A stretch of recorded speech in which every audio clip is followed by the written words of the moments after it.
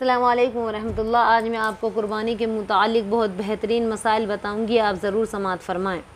رسول پاک صلی اللہ علیہ وسلم خود اپنے ہاتھوں سے قربانی ذبح کیا کرتے اور کہا کرتے کہ تم بھی اپنی قربانی اپنے ہاتھوں سے ذبح کرو۔ اگر کسی وجہ سے کوئی خود قربانی ذبح نہ کر سکے تو ذبح کے وقت اس کے پاس موجود ضرور رہے۔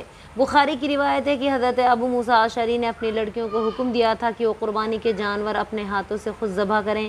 اس حدیث سے ثابت ہوا عورت بھی اپنے ہاتھ سے قربانی کا جانور ذبح کر سکتی ہے۔ قربانی کا گوشت خود بھی کھائیں، دوسروں کو بھی کھلائیں۔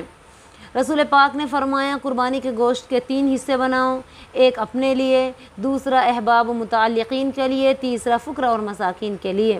غیر مسلم بھی قربانی کا گوشت کھا سکتے ہیں، انہیں بھی دیا جا سکتا ہے، کیونکہ اللہ کا فرمان ہے سوالی اور غیر سوالی دونوں کو قربانی کے گوشت سے کھلاؤ، عام ہے جس میں غیر مسلم بھی شامل ہے۔ پورے گھر کے لیے ایک جانور کافی ہے۔ حضرت ابو ایوب انصاری سے پوچھا گیا اللہ کے نبی کے زمانے میں آپ کی قربانیاں کیسی ہوتی تھی؟ تو حضرت ابو ایوب انصاری نے فرمایا رسول اللہ کے زمانے میں آدمی اپنی طرف سے اور گھر والوں کی طرف سے ایک ہی بکری ذبح کیا کرتا تھا۔ تو ذبح کا وقت حضرت انس کہتے ہیں رسول پاک صلی اللہ علیہ وسلم نے فرمایا جس نے نماز عید سے پہلے اپنی قربانی ذبح کر دی اسے دوبارہ قربانی کرنی چاہیے۔ یہ صحیح بخاری کے الفاظ ہیں۔ قربانی کتنے دن جائز ہے؟ قربانی کرنی اگرچہ یوم النحر یعنی بقرعید والے دن سب سے زیادہ بہتر ہے، لیکن اس کے بعد بھی کرنی جائز ہے۔ وہ اس میں اختلاف ہے قربانی کتنے دن تک جائز ہے۔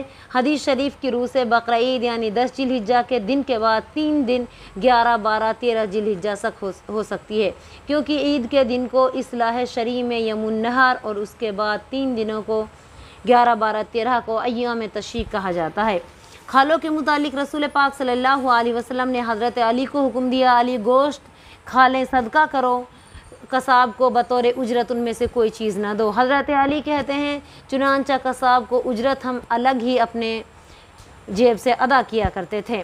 قربانی کا گوشت ذخیرہ کیا جا سکتا ہے۔ اللہ کے نبی کریم صلی اللہ علیہ وسلم نے فرمایا میں نے پہلے تمہیں 3 دن سے زیادہ قربانی کا گوشت رکھنے سے منع کیا تھا تاکہ صاحب حیثیت لوگ ان لوگوں تک اسے پہنچا دیں جو بے حیثیت ہیں، لیکن اب میں تمہیں اجازت دیتا ہوں جتنا خود کھا سکو کھاؤ، دوسروں کو کھلاؤ اور ذخیرہ کرو، کیونکہ ابتدا میں مسلمانوں کی حالت بہت زیادہ کمزور تھی تو اللہ کے نبی نے منع کیا تھا ذخیرہ کرنے سے۔ تو یہی حال آج کا ہے۔ اگر آپ کے علاقے میں لوگ زیادہ غریب ہیں تو آپ ان کے لیے اس کو صدقہ کر دیں، اس کا ذخیرہ نہ کریں۔ اگر لوگ مالی اعتبار سے بہتر ہیں تو آپ ذخیرہ کر سکتے ہیں۔ تو یہ تھے کچھ امپورٹنٹ مسائل جو میں نے آپ کے سامنے رکھ دیے۔ انشاءاللہ ذی الحجہ کی فضائل میں آپ کے سامنے اگلی ویڈیو میں بیان کروں گی، تو آپ میرے چینل کو ضرور سبسکرائب کریں، لائک کریں، شیئر کریں، کیونکہ یہ دینی چینل ہے، مجھے آپ کی سپورٹ کی ضرورت ہے۔ میں اللہ کے دین کو لوگوں تک عام کرنے کی کوشش کر رہی ہوں، تو آپ ضرور بالضرور میری سپورٹ کریں۔ السلام علیکم ورحمۃ اللہ وبرکاتہ۔